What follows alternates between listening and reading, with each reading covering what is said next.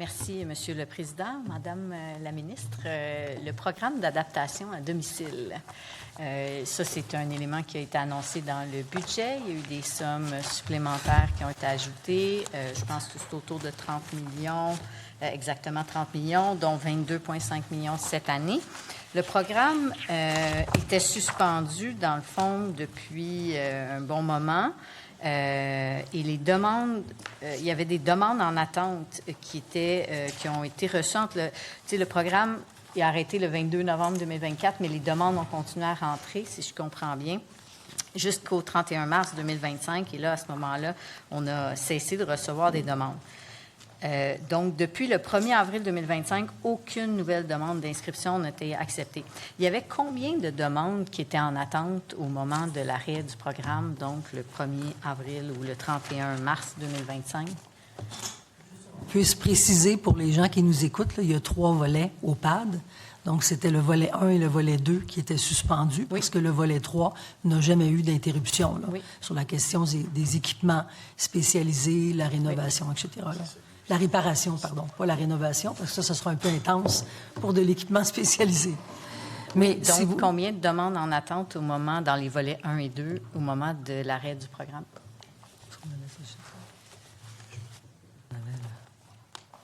Si vous me permettez, je vais vérifier. C'est des questions que j'avais posées en crédit provisoire. Donc, j'imagine qu'on a la réponse. Ce que je peux vous dire, c'est que toutes les demandes sont en train d'être traitées présentement, mais vous voulez le chiffre précis? Bien, je voulais savoir, dans le fond, oui, je comprends que toutes les demandes vont être traitées, mais moi, je veux savoir combien de demandes, est-ce qu'il va rester des sommes de ce 22,5 millions-là d'annoncer cette année, une fois les demandes en attente traitées? C'est ce qu'on m'indique, oui, qu'effectivement, qu'on va être en mesure avec les sommes qui ont été annoncées, parce que vous savez qu'on a 38 millions qui ont été annoncés en 25-26 pour la poursuite du PAD.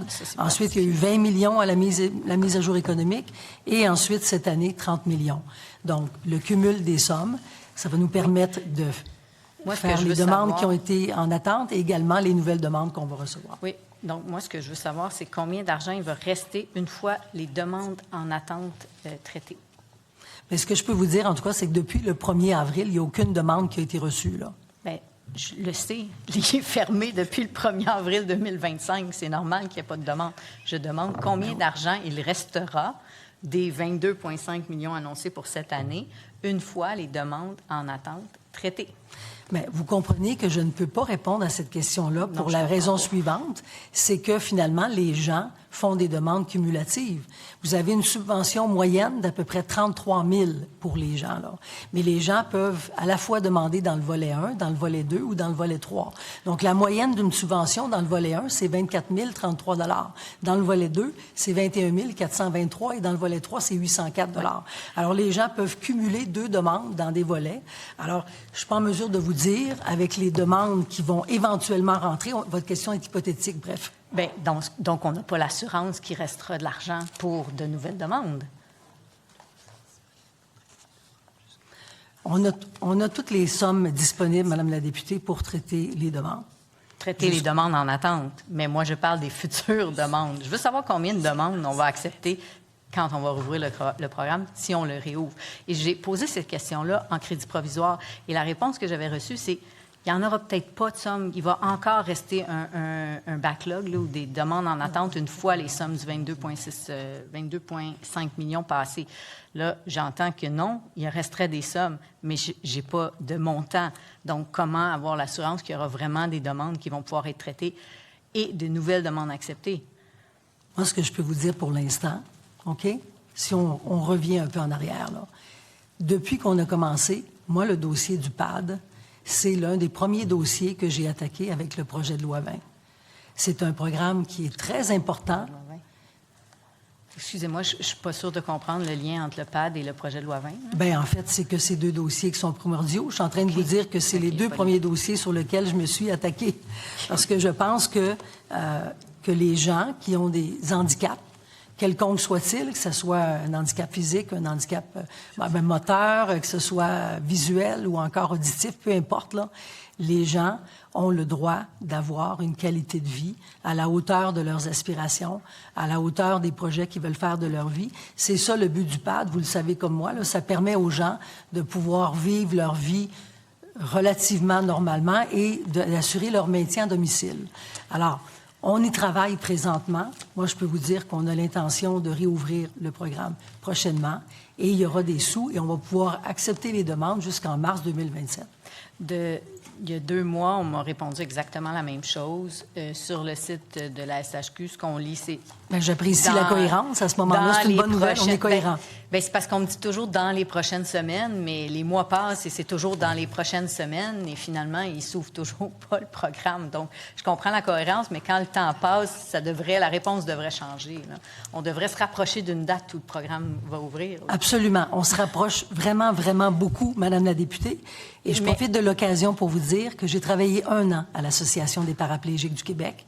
Alors, c'est une des raisons pour lesquelles j'en fais aussi une cause, de vouloir se régler le rôle le plus rapidement possible. Mais j'ai une inquiétude qu'on ne puisse pas aujourd'hui savoir combien d'argent il restera une fois les demandes en attente traitées.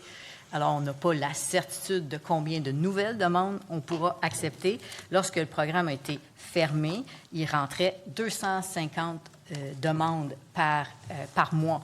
250 $ par mois, Madame la ministre, c'est, je vais juste vous le calculer, là, fois 33 ça fait 1500, ça fait 33 000, c'est 8,2 millions pour un mois. Mais ça, c'est les chiffres que vous véhiculez. C'est effectivement le chiffre que vous avez véhiculé également au crédit provisoire. C'est les chiffres qui sont écrits dans les documents.